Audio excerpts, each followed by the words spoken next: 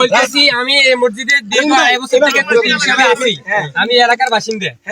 আমি এলাকার বাসিন্দা। রাতে 12:30 বাজে উনি আমার বাসার সামনে গেছে, যাই আমার বললে ওখানে মাহফিল হচ্ছে, কেউ নাই, আমরা কেউ নাই। একটা সেলিম ভাই সভাপতি, সেলিম ভাই তো বিষয়টা অবগত আছে।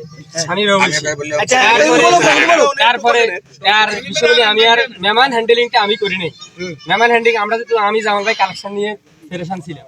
তারপরে যাক উনি আমারে বন্ধু-বান্ধব বলছে মাহফিল করিয়েন মসজিদে, অনেক কথা খারাপ কথা বলছে আমারে মসজিদে, কালকে তো দায়িত্ব পালন করিয়েন, কালকে তো মসজিদ বাদ, মসজিদ টোকাই চাইলেন এভাবে বলছে। রাতের 1টা বাজে আবার ওনার মেজো ভাই জাহাঙ্গীর কন্ডাক্টর সাহেব উনি আমারে ওনাদের আত্মীয় এই আলমবাড়িতে ডাকায়, আমার বাসা থেকে ডাকায়নি, আমারে গাদ দিয়ে গেছে। আমারে গাদ দিয়ে গেছে কি কারণ আমরা নিষিদ্ধে মেহমান করি নাই কেন, এটাই মূল সূত্রপাত, আর কোনো সূত্রপাত নাই। তো আমি আসলে এখানে অসহায় ছিলাম। এই আর বালুর টাকা রাতে 1টা বাজে এখানে রাখছে বালু গাড়িটা, এই গাড়িটা এর কিছুক্ষণ আগে গাড়িটা এখান থেকে সরানো হয়েছে। উনি আমারে আর ওনার ভাইও বলছে বহুত খেলাইছেন, আর আমার হুরান বাড়ি সুকুবের বাড়ি, ও ওখানে যাই খেলান কুদ্দুর হালে, এগুলো খেলাইতে না নারী।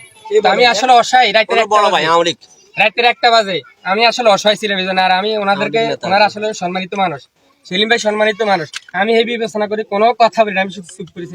অকথ্য ভাষাতে আমার গালাগালি করছে, আমি এখানে একজন খতিব সাহেব। এখন ওনারা মসজিদটা অনুদান জমি জমা ওনাদের, ওনারা বাধা দেওয়ার এটা একটা কারণ, যে ওনারা ইচ্ছে করলে হবে নইলে হবে না। এই আর এনএস চৌধুরী কেন দাবাত দেওয়া হয় নাই এটা উনি স্পষ্ট বলছে আমারে, স্পষ্ট বলছে আমাকে উনি এনএস চৌধুরী কেন দাবাত দেওয়া হয় নাই। আমি হাসেম সাহেব, ওনাদের বিএনপির হাসেম সাহেব, উনি এখানে বিএনপির হাসেম সাহেব, উনি এখানে হ্যাম্বিলে ইয়াস, আর ওনাদেরকে গত বছর ওনাকে বিশেষ মেহমান করা হয়েছে। ওনাকে বলছি ভাই 2 মিনিটের জন্য আসি বক্তব্য দেন, উনি দিতে পারে নাই ব্যস্ততার কারণে। আমরা দেয় নাই হাসেম সাহেবদেরকে, আমরা দাবাত দেখে আনতে পারি নাই, পরিচিতি ভয়াবহ ডরে আসতে পারে নাই। এখন ওনারা এখন পরিস্থিতি ঠিক হয়েছে, হাসেম সাহেবের সাথে কত গাইলা কত হয়েছে আমার সাথে ইনশাল্লাহ প্রোগ্রাম আসে। হাসেম সাহেব বিএনপির শ্রমিক দলের আগের সভাপতি ছিল, উনি তো এখানে বিশেষ মেহমান হিসাবে আছে। আপনারা জিজ্ঞাসা করে দেখতে পারেন হাসেম সাহেবের সাথে, ওনাদের সাথে আমাদের বাইরে দীর্ঘদিন কয়েকবার আলোচনা করেছে। উনি আসবে, ওনাকে সিটি দিছি, যা হয়েছে উনি কিছু আর্থিকভাবে সহায়তা করি যাহারি ইনশাল্লাহ এবার প্রোগ্রামে থাকিয়ে। এই হলো যে আমাদের বর্তমান পরিস্থিতি।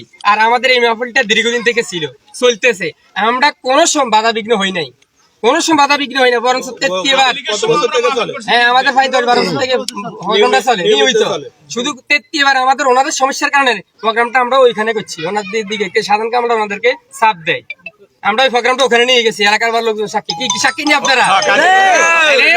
এই রাতের 1টা বাজে আমি এখানে সম্মানিত ইমাম সাহেব এবং খতিব সাহেব, ওনারা আমার আত্মীয়, কিন্তু ওনারা আমার সাথে এই ধরনের আচরণ করছে। আমি আসলে যদি একটু সিকিউরিটি দিতাম ওনাদের সম্মান আসলে থাকতো, আমি আসলে সেটা করি। মানে আওয়ামী লীগের আমলে মাহফিল বন্ধ হয় না, বন্ধ হয় না।